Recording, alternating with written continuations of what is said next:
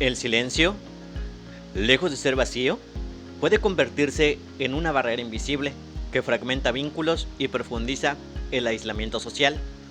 En este episodio, el peso de lo no dicho, escuchar lo invisible, sanar lo ausente, explora cómo la comunicación no verbal, gestos, miradas y actitudes puede ser una vía poderosa para conectar con quienes no pueden o no se atreven a hablar. Se analiza el mutismo selectivo, la anedonia social y el papel de la empatía como puente hacia la comprensión y la inclusión. Yo soy Mendoza Salazar y comenzamos.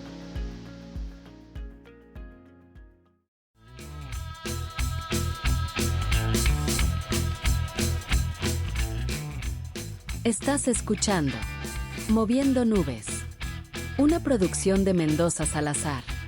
Aquí, cada episodio es una oportunidad para comprender la complejidad humana. Comenzamos.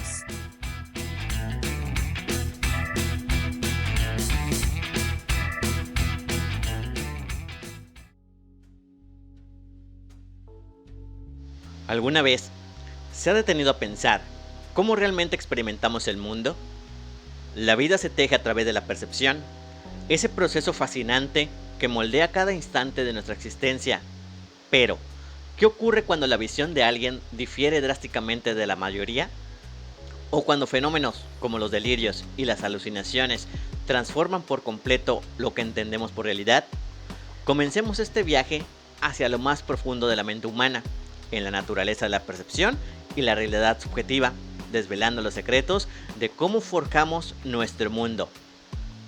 Piense por un momento, la percepción es mucho más que simplemente ver u oír. Es un acto dinámico donde nuestra mente interpreta constantemente los estímulos para construir una imagen coherente del mundo. Sin embargo, esta imagen nunca es una copia exacta de la realidad externa. Siempre está filtrada, interpretada y moldeada por sus propias experiencias, sus expectativas, sus emociones más profundas e incluso su cultura. Menciona el doctor Greg Henríquez para Psychology Today que nuestra percepción del mundo abarca la conciencia sensorial, sentimientos internos, visión y discurso interno. Es crucial no perder contacto con la realidad, ya que en una excesiva inmersión en la visión y el habla interna puede afectar la salud mental. Equilibrar estas dimensiones es vital. Aplicado a la percepción, esto significa que aquella información que resuena con sus propias ideas y creencias será procesada con mayor facilidad, incluso si, sin querer, ignora o distorsiona otros datos. Cuando su percepción individual difiere radicalmente de la de los demás, nos enfrentamos a una pregunta fundamental sobre la naturaleza de la realidad. ¿Es su realidad una construcción puramente personal? Desde la perspectiva de la comunicación, la realidad se negocia y se construye socialmente a través de nuestras interacciones. Considere también el poder de los rumores o la desinformación. A pesar de los hechos evidentes, la percepción colectiva puede ser hábilmente moldeada por narrativas que apelan a las emociones o a los sesgos preexistentes, creando así una realidad compartida que se desvía de la verdad objetiva. La historia nos ha demostrado repetidamente cómo ciertas ideas, incluso sin fundamento, pueden ser abrazadas por multitudes, influyendo poderosamente en sus acciones y en la forma en que perciben el mundo.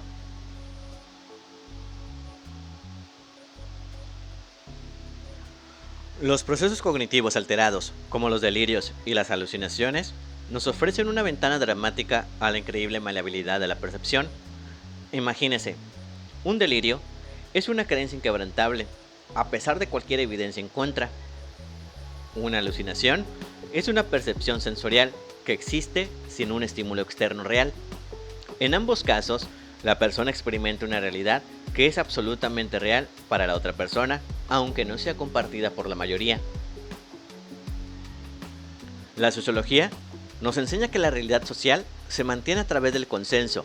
Cuando este consenso se rompe a nivel individual, como ocurre en los trastornos psicóticos, la persona queda, en cierto modo, aislada en su propia construcción de la realidad. Esto nos lleva a reflexionar ¿Existe un mínimo común de experiencia compartida? La respuesta parece residir en el origen biológico de nuestra percepción y en nuestra capacidad para encontrar patrones y significados. Rómulo Lander escribe para Trópicos, revista de psicoanálisis, que según el psicoanálisis, el hombre es un ser dividido estructuralmente en 3 instancias psíquicas que lo alienan de sí mismo para siempre. Por un lado, es un ser de conciencia que se reconoce a sí mismo en el lugar del yo. Por el otro lado, es un ser que habita en el sujeto del inconsciente. Aunque nuestras interpretaciones varíen, todos compartimos sistemas sensoriales y estructuras en el cerebro que nos permiten interactuar en el entorno de maneras fundamentales similares. Sin embargo, la interpretación profunda de esa información o cómo la integramos en nuestra visión del mundo es donde la subjetividad toma las riendas. La percepción selectiva es ese mecanismo psicológico que nos permite enfocarnos en ciertos estímulos e ignorar otros. Es una herramienta esencial para no sentirnos abrumados por la constante avalancha de información sensorial, pero también es un factor crucial en cómo construimos nuestra realidad. Si solo percibimos lo que esperamos ver o aquello que confirme nuestras creencias preexistentes, nuestra realidad se convierte en un eco de nuestras propias ideas. En el ámbito de la comunicación, esto se manifiesta claramente en cómo elegimos nuestras fuentes de información. Tendemos a buscar aquellas que validan nuestros puntos de vista, creando así burbujas informativas, donde las perspectivas diferentes son minimizadas o simplemente ignoradas. El efecto de la sugestión es otra fuerza increíblemente poderosa en la construcción de la realidad. Piense en el efecto placebo en la medicina o en cómo la publicidad nos persuade. La sugestión demuestra cómo nuestras expectativas y las señales de nuestro entorno pueden moldear profundamente nuestras percepciones y experiencias. Señala Javi Soriano para Psicología y Mente que la percepción se refiere a cómo interpretamos el mundo que nos rodea.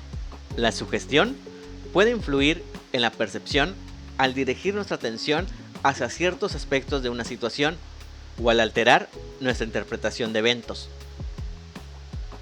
Si a usted se le sugiere que una bebida le hará sentir más enérgico, es muy probable que experimente un aumento de energía, incluso si la bebida es solo agua.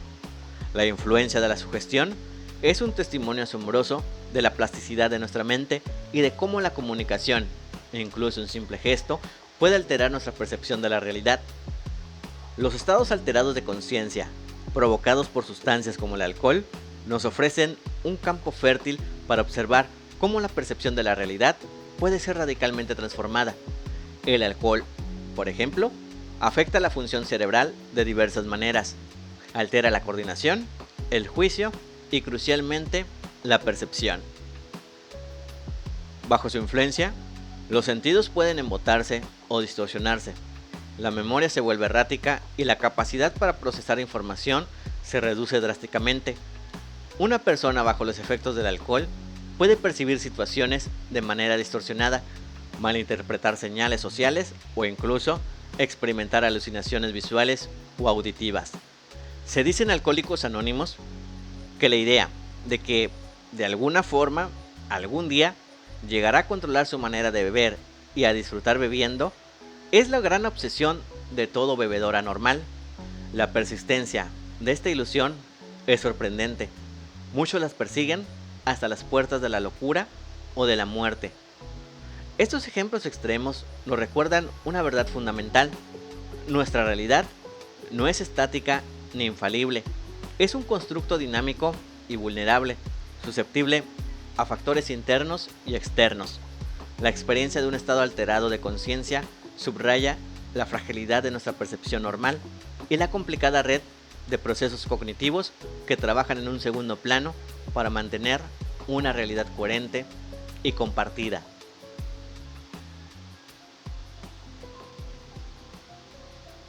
En el tema anterior, exploramos cómo la percepción moldea nuestra realidad subjetiva, revelando que el mundo que habitamos no es una copia exacta de lo que está allá afuera, sino una construcción interna, influida por nuestras experiencias, emociones y marcos culturales. Daremos un paso más profundo en ese viaje. Nos adentraremos en los territorios más frágiles y complejos de la mente humana, el trauma, la memoria y la disociación. ¿Qué ocurre cuando los recuerdos dejan de ser un reflejo coherente del pasado y se convierten en fragmentos dispersos de una identidad rota? ¿Cómo sobrevive la psique cuando recordar duele más que olvidar? No solo es una continuación, sino una inmersión en el umbral donde la percepción se quiebra, la memoria se fragmenta y el yo se disocia. Acompáñame a desentrañar cómo el trauma extremo y la disolución de la identidad, un viaje sin retorno aparente, puede alterar la arquitectura de la identidad y cómo, a pesar del caos, el ser humano sigue buscando sentido, conexión y reparación. El impacto de un trauma extremo es una experiencia que va mucho más allá de la conciencia del dolor. Es una fuerza capaz de fracturar el núcleo mismo de su identidad, dejándolo o dejando a alguien cercano que usted valora en un estado de desorientación profunda. Cuando decimos que una persona se queda en el viaje y no regresa, nos referimos a ese estado en el que la continuidad de su yo se ve gravemente comprometida. Imagínese, en un escenario donde la mente, en un intento desesperado por protegerse de lo insoportable, se desconecta de la realidad.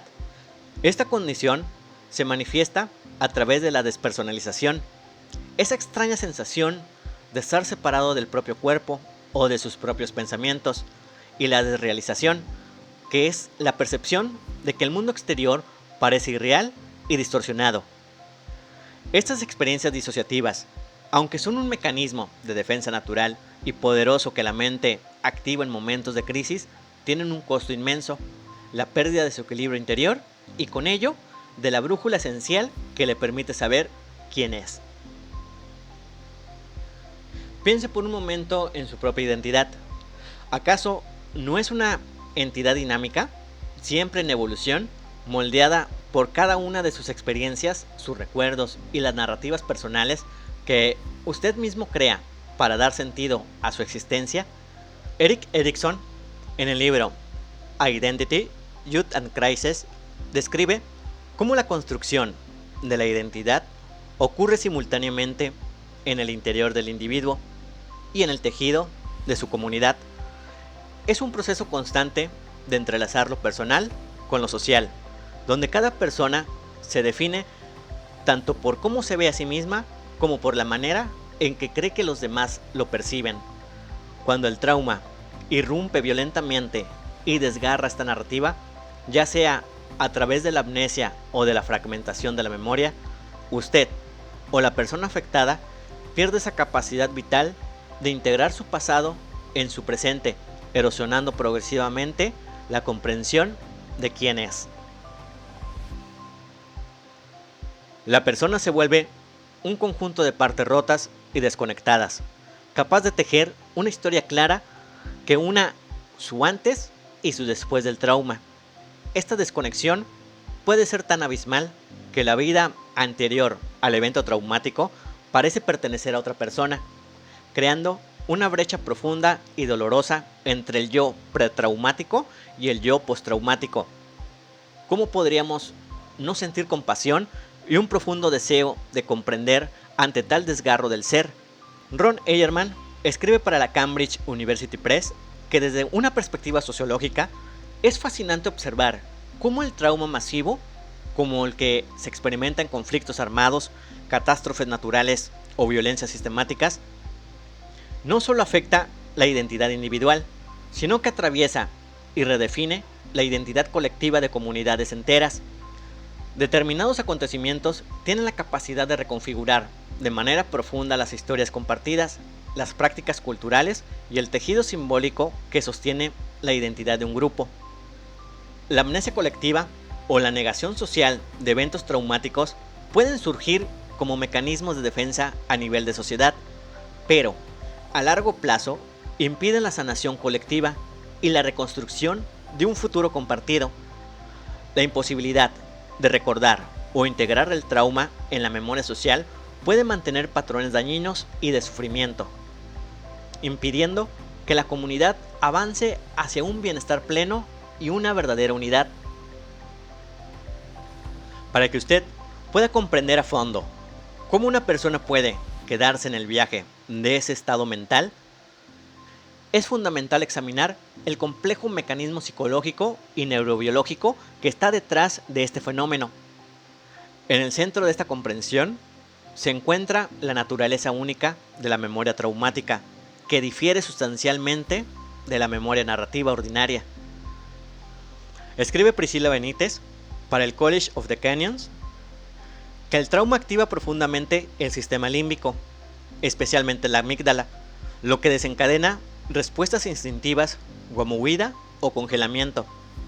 A la vez, inhibe el área de Broca, dificultando expresar lo vivido con palabras.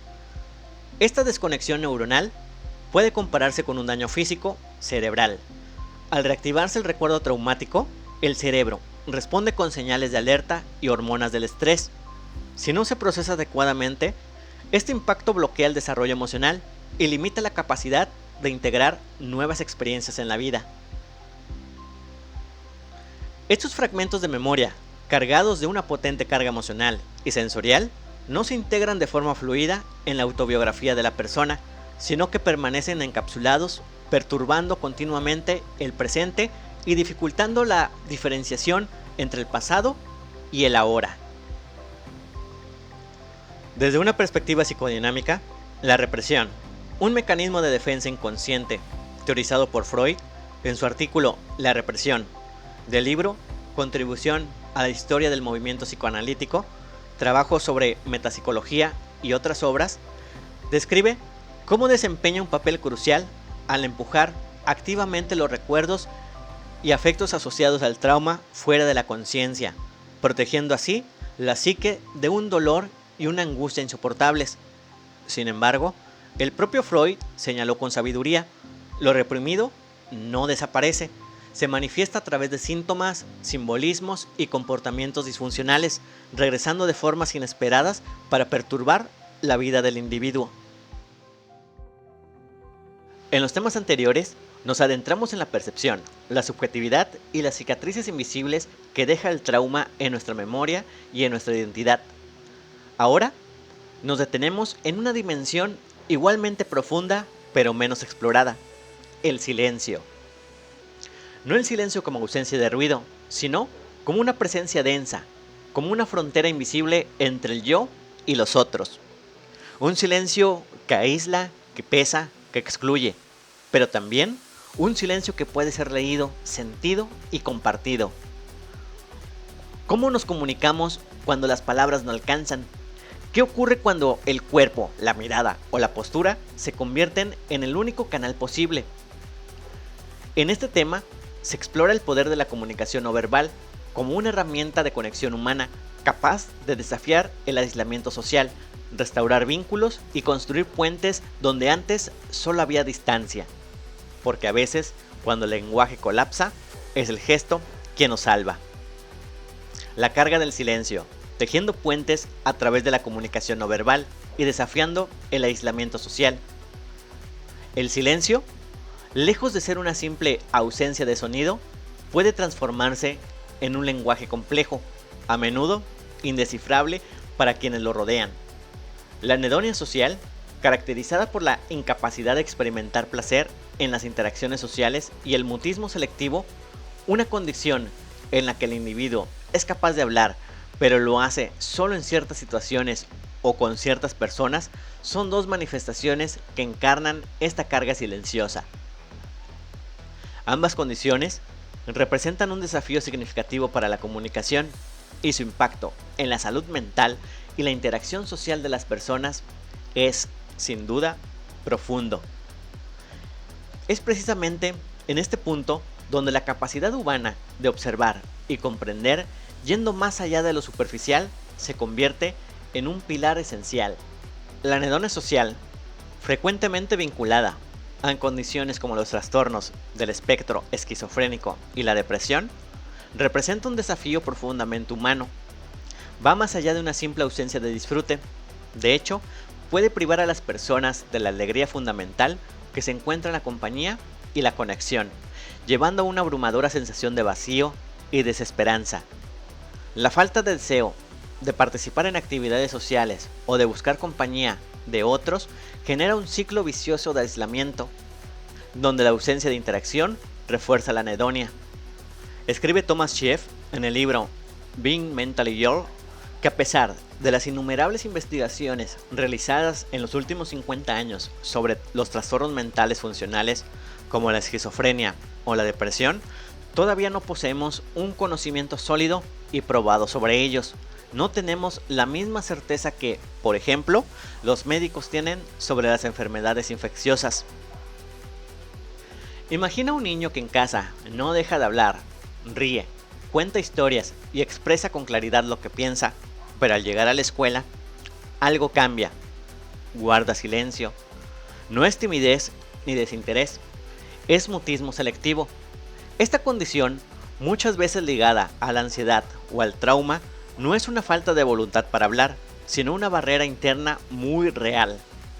Personas con mutismo selectivo pueden comunicarse sin problema en entornos seguros, pero en otros, como el aula o una reunión social, el habla simplemente se apaga. Comprender esto no solo requiere empatía, sino también acción. Crear espacios donde se sientan escuchados, no presionados, porque la verdadera comunicación no empieza con la voz, sino con la confianza. ¿Y si hoy eliges ser ese punto de apoyo para alguien en silencio? Priscilla Wong redacta para National Library of Medicine que esta discrepancia crea una barrera significativa para el aprendizaje, el desarrollo de relaciones y la integración social. El mutismo selectivo puede manifestarse durante un periodo breve o extenderse por varios años. Aunque muchos niños logran superarlo de manera natural, por causas aún no del todo comprendidas, su estilo comunicativo suele mantenerse por debajo del promedio, incluso después de que el silencio desaparece. Además, es común que persistan secuelas como fobia social o otros trastornos de ansiedad.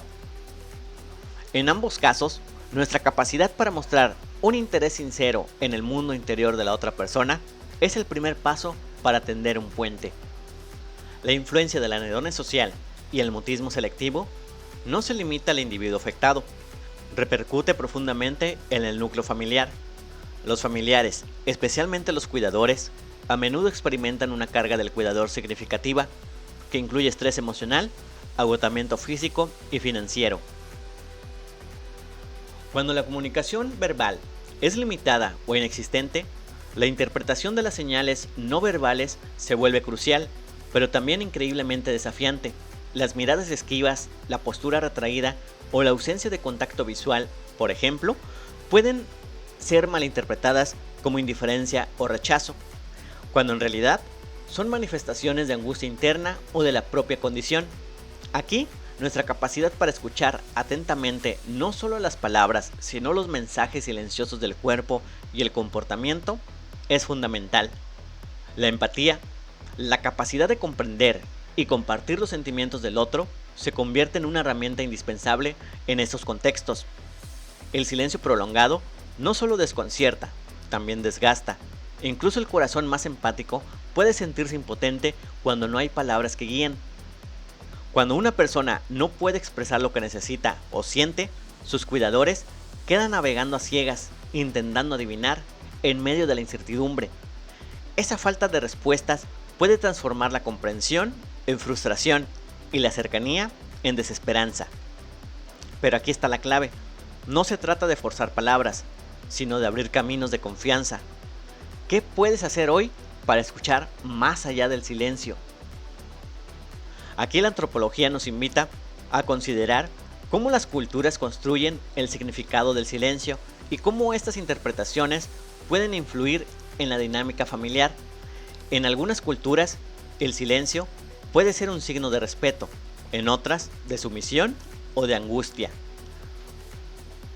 Cuando no hay espacio para hablar con libertad y cuando la sociedad señala en lugar de comprender, las heridas no siempre se ven, pero se sienten. El estigma y el silencio no solo aíslan, también dejan marcas duraderas en quienes más necesitan apoyo. En esos momentos, la conexión humana se pone a prueba, pero ahí es donde cada uno de nosotros puede marcar la diferencia.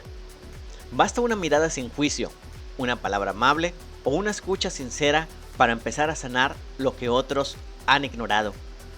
¿Estás dispuesto a hacer ese puente cuando todo lo demás parece romperse? Para finalizar este episodio, basta decir que el silencio no representa únicamente la ausencia de sonido, sino que puede constituirse en una manifestación compleja de experiencias emocionales profundas. A lo largo de este análisis, se ha evidenciado cómo la comunicación no verbal cumple un rol esencial en la interacción humana cuando el lenguaje verbal resulta inaccesible.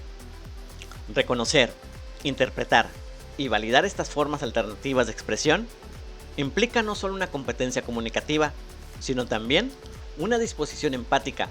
Así, escuchar lo no dicho se convierte en un acto ético y terapéutico que posibilita la reconstrucción de vínculos y el fortalecimiento del tejido social. Yo soy Mendoza Salazar y nos escuchamos en nuestro próximo episodio.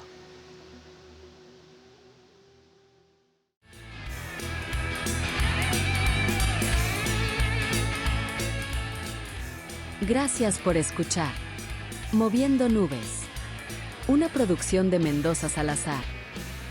Espero que las ideas compartidas hoy le inspiren a ver el mundo con una nueva perspectiva. Hasta la próxima.